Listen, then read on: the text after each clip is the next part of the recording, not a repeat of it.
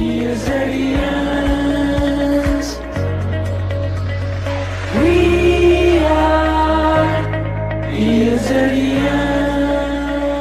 Hello students, good morning. कैसे हैं आप लोग? मैं हूं सचिन और एक बार फिर से स्वागत करता हूं आप सभी का हमारे यूट्यूब चैनल ESZ एकेडमी पे। तो आज हम आपके लिए लेकर के आ गए हैं ट्रिकी नेटवर्क थ्योरी का लेक्चर नंबर 16, जिसमें एक और अच्छा सा क्वेश्चन लेकर के हम लोग आए हैं। और इस टाइप का क्वेश्चन गेट में भी पूछे हुए हैं। तो इस क्वेश्चन में आपको एक अच्छा कॉन्सेप्ट सीखने को मिलेगा कि इसमें हम लोग इक्विपोटेंशियल मेथड हम लोग कैसे अप्लाई करते हैं। ठीक है, तो यहाँ पर आपको क्वेश्चन दिख रहा होगा, इसे फाइंड करना है इफेक्टिव रेजिस्टेंस और equivalent resistance across the terminal AB, जो आपका टारगेट टर्मिनल दिया हुआ है। तो एरो आपको दिख रहा होगा यहाँ पर, इस टर्मिनल के अक्रॉस मुझे इफेक्टिव रेजिस्टेंस फाइंड करना है। तो आपको फिगर बहुत कॉम्प्लिकेटेड दिख रहा होगा, लेकिन यहाँ पर इसमें हम लोग अगर इक्विपोटेंशियल मेथड अगर पता हो अगर आपको कि इक्विपोटेंशियल मेथड हम लोग कैसे अप्लाई करते हैं किसी क्वेश्चन में, तो इस क्वेश्चन को आप बहुत ही इजीली सॉल्व कर सकते हो। और इस टाइप का क्वेश्चन गेट में भी आया हुआ है। तो चलिए देखते हैं इसको हम लोग कैसे हैंडल करने वाले हैं। तो इस वीडियो को आप शुरू से अंत तक देखिएगा, तो आपका पूरा कॉन्सेप्ट इक्विपोटेंशियल मेथड का क्लियर हो जाएगा। इस क्वेश्चन के थ्रू हम लोग इसको डील करने वाले हैं। ठीक है, तो देखिए यहाँ पर अगर हम लोग बात करें तो आपका इस तरह से आपका रेजिस्टेंसेस का कनेक्शन किया हुआ है और इसे फाइंड करना है effective resistance across the terminal AB। ठीक है, तो देखिए इसमें अदर टर्मिनल आपको कौन कौन सा मिलेगा। अगर हम लोग यहाँ पर बात करें तो इस टर्मिनल को हम लोग मान लेते हैं, suppose that this terminal is C, this terminal is D, और इसको हम लोग मान लेते हैं E and this is F।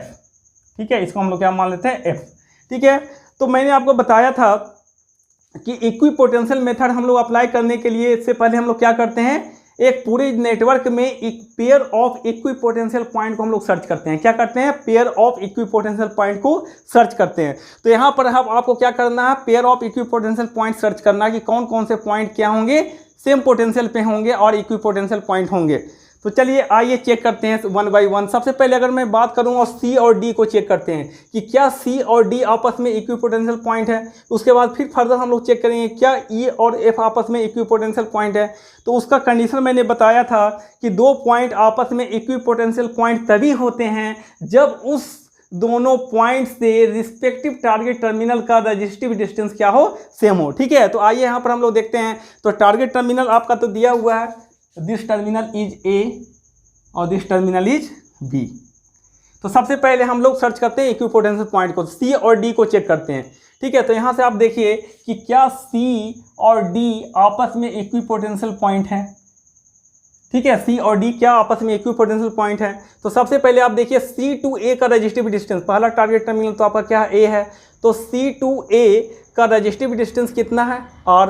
ठीक है, उसी तरह से अगर मैं बात कर रहा हूँ D to A का रजिस्टिव डिस्टेंस कितना है, R। तो यहाँ पर नोट डाउन कीजिए। ठीक है, तो यहाँ से अगर हम बात करें C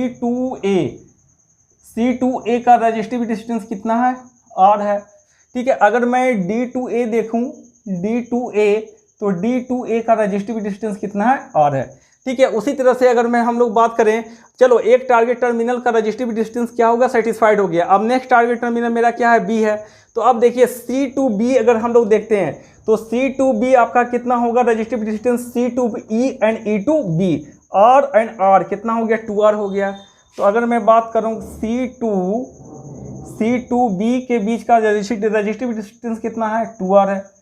ठीक है, अब चेक कीजिए आपका D to B, तो D to B के बीच में रजिस्टिव डिस्टेंस कितना है, D to F R and F to B R। तो R एंड R कितना होगा, 2R हो गया। ठीक है, तो D to B भी रजिस्टिव डिस्टेंस कितना है, 2R है। सेटिस्फाई हो रहा है। ठीक है, कि ये दोनों टर्मिनल से C और D से A का रजिस्टिव डिस्टेंस कितना है, R है।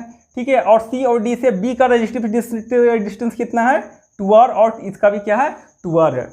इसका मतलब C और D टर्मिनल से रिस्पेक्टिव टारगेट टर्मिनल का रजिस्टिव डिस्टेंस क्या हो रहा है, सेम हो रहा है। इसका मतलब C और D क्या है, आपस में इक्विपोटेंशियल पॉइंट है। तो पहला आपका इक्विपोटेंशियल पॉइंट मिल गया क्या, that is C and D। ठीक है, तो यहाँ पर हम लोग बोल सकते हैं कि VC और VD दोनों आपस में क्या होंगे, इक्विपोटेंशियल पॉइंट होंगे, सेम पोटेंशियल पे होंगे।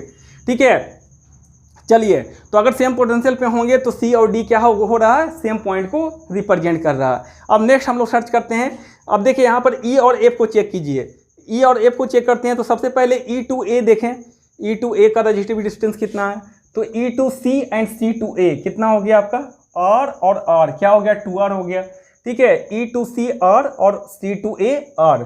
तो अगर हम लोग बात करें फिर ई और एफ को हम लोग चेक करते हैं, ई और एफ को चेक करते हैं, ठीक है।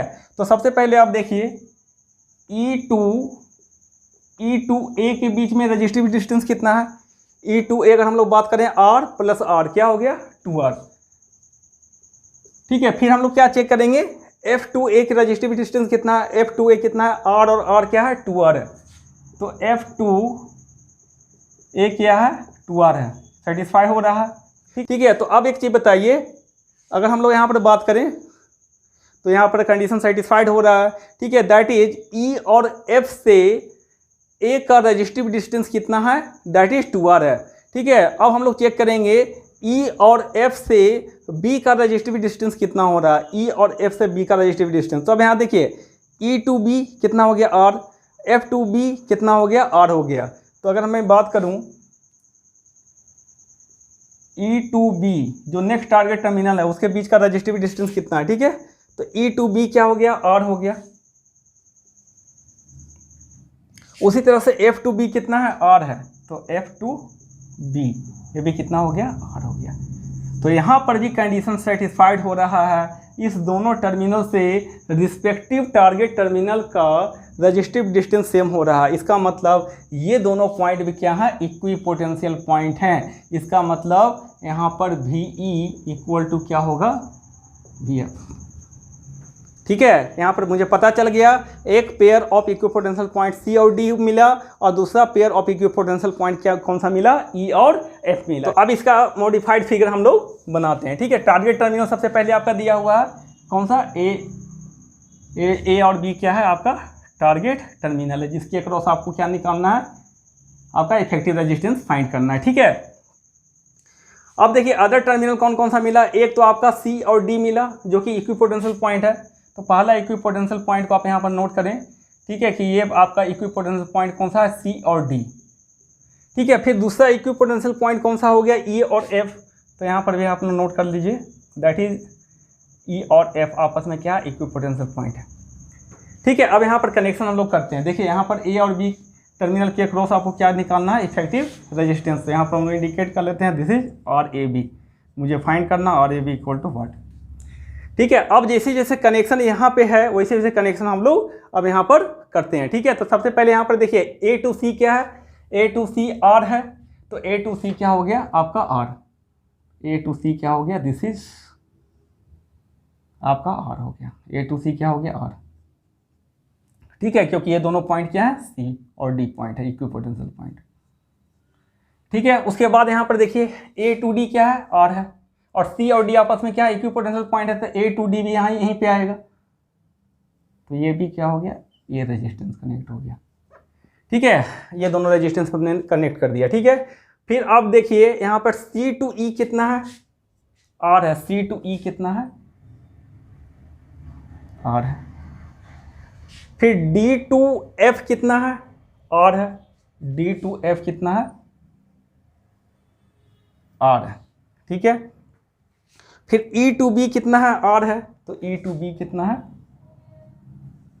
आर है और एफ टू बी कितना है आर है, एफ टू बी भी कितना है आर है, ठीक है। टोटल 6 रेजिस्टेंस अभी हम लोग कनेक्ट कर चुके हैं, ठीक है। अभी कौन कौन सा बच गया, अब यहाँ पर देखिए ये सी और डी के बीच में कनेक्टेड है, ये सी और डी के बीच में कनेक्टेड हैं और सी और डी आपस में इक्विपोटेंशियल पॉइंट है। इसका मतलब ये रेजिस्टेंस अब इसमें नहीं आएगा एग्जिस्टेंस में, ठीक है, क्योंकि सी और डी आपस में क्या है इक्विपोटेंशियल पॉइंट है। तो ये रेजिस्टेंस क्या हो जाएगा एक रिडंडेंट रेजिस्टेंस हो जाएगा, क्योंकि ये दोनों पॉइंट ही जब सेम है तो इसके बीच में कोई रेजिस्टेंस का कोई मतलब यहाँ पे नहीं है, ठीक है। तो ये पॉइंट इस रेजिस्टेंस को हम लोग क्या करेंगे डिस्कार्ड कर देंगे और यहाँ पर ई और एफ के बीच में फिर अगेन कितना 2r कनेक्टेड है, लेकिन ई और एफ क्या है आपस में इक्विपोटेंशियल पॉइंट है, तो ये भी क्या हो जाएगा ये रेजिस्टेंस भी क्या हो जाएगा अब एग्जिस्टेंस में नहीं आएगा, तो इसको भी हम लोग क्या कर देंगे डिस्कार्ड कर देंगे, ठीक है। चलिए ये दोनों रेजिस्टेंस तो अब यहाँ से हो गया, ठीक है। तो इसको हम लोग क्या कर सकते हैं सिंपली ओपन सर्किट या शॉर्ट सर्किट से रिप्लेस कर सकते हो, कोई ऐसा कोई दिक्कत नहीं, दोनों से आंसर भी क्या होगा सेम आएगा, या तो आप शॉर्ट करो या तो ओपन करो, कोई दिक्कत नहीं है, ठीक है। तो यहाँ से हम लोग ओपन कर देते हैं, अब देखिए ये दोनों रेजिस्टेंस चला गया, अब कौन कौन सा बचा, एक C और F के बीच में, C और F के बीच में देखिए कौन सा हो जाएगा, C और F कहाँ पे आएगा, यहीं पे आएगा, ठीक है। देखिए C to F, तो C to F कितना हो जाएगा आपका, C to F यहीं आएगा, C to F कितना हो गया, दैट इज 3R, ठीक है। उसी तरह से C to F आपका 3R हो गया, और E to D कितना हो गया, 3R, तो E to D भी कितना हो जाएगा आपका 3R, तो E to D भी यहीं कनेक्ट होगा, दिस इज 3R, ठीक है। अब देखिए कितना सिंपल हो गया क्वेश्चन, आप इसको 5 सेकंड में उड़ा दोगे आप, ठीक है। तो अब देखिए यहाँ पर क्या हो गया आपका, ये आपका दोनों रेजिस्टेंस किस में आ गया, पैरेलल में, क्योंकि दो सेम पॉइंट के बीच में डिफरेंट एलिमेंट कनेक्टेड होता है, पैरेलल कनेक्शन होता है। और ये आइडेंटिकल रेजिस्टेंस कनेक्टेड है, तो R का क्या हो जाएगा, R/2।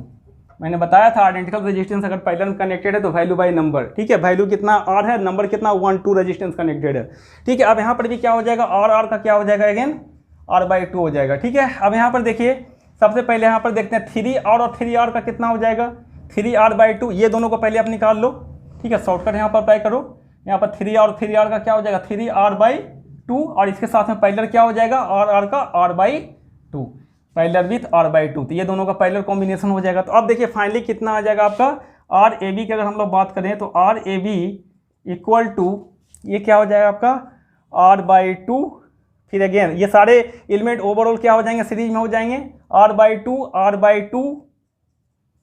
प्लस ये दोनों का पैरेलल कॉम्बिनेशन, मतलब 3R/2 और पैरेलल विथ R/2, ठीक है। तो यहाँ पर R/2 प्लस R/2 क्या हो जाएगा, R हो जाएगा प्लस, ठीक है। अब ये 3R/2 और R/2, ठीक है। तो अब यहाँ पर एक चीज़ बताइए, अगर मैं बात करूँ कि अगर R और पैरेलल विथ 3R हो तो क्या करते हो, R1 R2 by R1 plus R2, तो क्या हो जाता है, इसका आंसर हो जाता है 3R/4। कुछ इसी तरह का फॉर्मेट आपको यहाँ पर दिख रहा होगा, ठीक है। अगर आप आइडेंटिफाई करने की कोशिश कीजिए, ये देखिए ये आपका क्या है, R/2 है, तो इसको अगर मैं मान लूँ R', तो ये क्या है आपका 3R' है कि नहीं है, आप देखो ध्यान से, ठीक है। यहाँ पर आप उतना कैलकुलेशन नहीं करेंगे, आपका शॉर्टकट अप्लाई करेंगे, ठीक है। अगर ये R' है तो ये क्या है, 3R' है। तो अगर मैं बात करूँ यहाँ पे ये 3R' और R' का पैरेलल कॉम्बिनेशन क्या होगा, तो क्या बोलोगे, 3R'/4, R1 R2 by R1 plus R2, ठीक है। और R' का वैल्यू रखिए तो 3/4, और R' कौन सा है, ठीक है। R' हम किसको माने, R/2 को, तो यहाँ पर पुट कर दो, दिस इज R/2, तो कितना हो जाएगा आपका 3R/8, ये क्या हो जाएगा 3R/8, तो यहाँ पर आप पुट करो, पूरा ओवरऑल कितना आ गया उसका 3R/8, ठीक है। तो फाइनल आंसर कितना हो जाएगा, ये 8 LCM हो जाएगा, तो ये हो जाएगा 8R और प्लस 3R, तो कितना आ गया आपका, that is 11R/8, this is the right answer, ठीक है, दैट इज 11R/8, ठीक है। तो इस तरह से क्वेश्चन को हम लोग हैंडल करते हैं। तो आपको पता चल गया होगा कि अगर आपको एक इक्विपोटेंशियल मेथड का अगर अच्छा कॉन्सेप्ट अगर पता है तो क्वेश्चन को आप बहुत ही इजीली सॉल्व कर सकते हो, ठीक है। तो चलिए इस लेक्चर में बस इतना ही। अब नेक्स्ट लेक्चर में हम लोग एक और अच्छा क्वेश्चन लेकर के आएंगे ट्री के नेटवर्क थ्योरी के लेक्चर नंबर 17 में, ठीक है। तब तक के लिए धन्यवाद, और जिन्होंने अभी चैनल को लाइक सब्सक्राइब नहीं किया है वो आप लाइक कर दें वीडियो को, साथ में चैनल को सब्सक्राइब कर लें और बेल आइकन को भी प्रेस कर लें, ताकि हमारे आने वाले हर लेक्चर का नोटिफिकेशन आपके पास पहुंचे सबसे पहले, ठीक है। Thank you.